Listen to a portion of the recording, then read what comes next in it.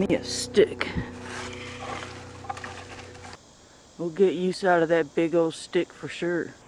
We got us some lower, closer.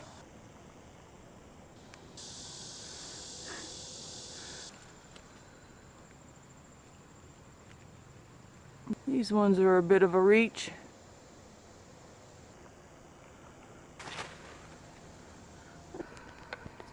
Stuck the stick in the bag and then I pinched. Let's go get more. She's a bit up there. Here it goes. Probably ain't gonna work holding the camera.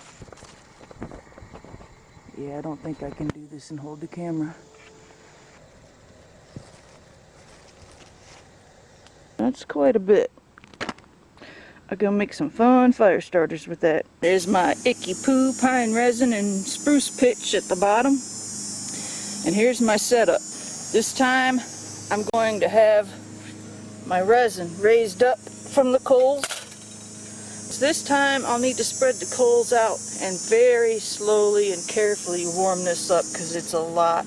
And I don't want to blacken it. I want a nice clear amber resin. I'll be scooping that out and straining it through.